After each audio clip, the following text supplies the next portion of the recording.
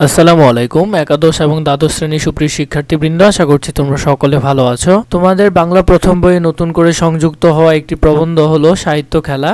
সাহিত্য খেলার এমসিকিউ নিয়ে এটি আমাদের দ্বিতীয় পর্ব। প্রথম পর্ব যদি দেখে না থাকো তাহলে ডিসক্রিপশন বক্সে লিংক থাকবে, সেখান থেকে তুমি চাইলে দেখে নিতে পারো। চলো শুরু করি। পরার্থ শব্দের অর্থ কোনটি? পরার্থ শব্দের অর্থ হলো পরোপকার। উত্তর হবে খ, পরোপকার। প্রমোদ চৌধুরীর ছদ্মনাম কি? এটি সকলে জানো, বীরবল হলো প্রমোদ চৌধুরীর ছদ্মনাম। সাহিত্যের মধ্যে সাহিত্যিকের কি প্রকাশ পায়? উত্তর হবে মনের আনন্দ প্রকাশ পায়। 4 নম্বর দেখো, যে সাহিত্য শিক্ষা দেওয়ার উদ্দেশ্যে রচিত হয়েছে তা কি রকম? তা হলো ব্যর্থ। সাহিত্য কখনো শিক্ষা দেওয়ার জন্য রচিত হতে পারে না প্রমোদ চৌধুরীর মতে। 5 নম্বর দেখো, সাহিত্য পশ্চিমকালেও স্কুল মাস্টারির ভার নেয়নি। এটি দ্বারা কি বোঝায়? এটি দ্বারা বোঝায় সাহিত্য চাপিয়ে দেওয়ার বিষয় নয়, এটি নিজের ইচ্ছায় পড়তে হয়। সাহিত্য খেলা প্রবন্ধের মূল তত্ত্ব কি? মূল তত্ত্ব হলো আনন্দদান। এরপর 7 নম্বর প্রশ্ন দেখো, সাহিত্য খেলা প্রবন্ধের উল্লেখিত হীরক ও কাচ যমজ হলেও সহোদর নয় বাক্যটিতে হীরক ও কাচের মধ্যে বাস্তব সম্পর্ক কি? বাস্তব সম্পর্ক হলো দ্বীপ ও শিখার মধ্যে। সাহিত্যকলা প্রবন্ধ অনুসারে শিক্ষকেরা শিক্ষার্থীদের হৃদয়ে কাব্যরস সঞ্চারিত করতে পারবেন না, তাই তাদের কি হয়? তাই তাদের কাব্যরসে অরুচি হয়। 2 জগপথ সাধনের জন্য মনোজগতে খেলা করাই হচ্ছে আমাদের ক্ষেত্রে সর্বপ্রধান কর্তব্য। সাহিত্যকলা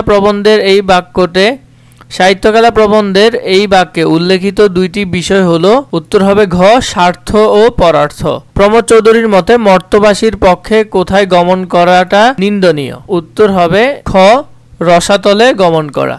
11 নম্বর দেখো, কিসের মনোরঞ্জন করতে গেলে সাহিত্য স্বধর্মচ্যুত হয়ে পড়ে? সমাজের মনোরঞ্জন করতে গেলে। উত্তর হবে ঘ। সাহিত্যকলা প্রবন্ধে পাঠক সমাজকে কি না করার পরামর্শ দেওয়া হয়েছে? উত্তর হলো মনোরঞ্জন।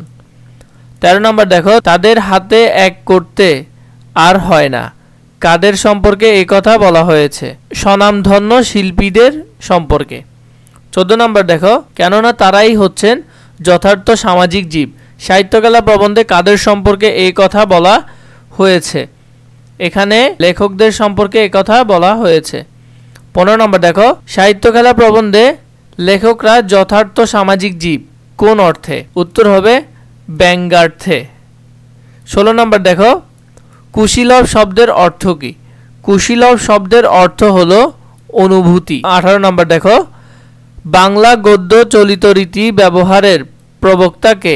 এটি হবে প্রমোদ চৌধুরী। খ। 19 নম্বর দেখো, লিরিক্স এর অর্থ কি? এটি হবে উত্তর খ, গীতি কবিতা। 20 নম্বরে শিক্ষার উদ্দেশ্য কি? শিক্ষার উদ্দেশ্য হলো বিশ্বের খবর জানা।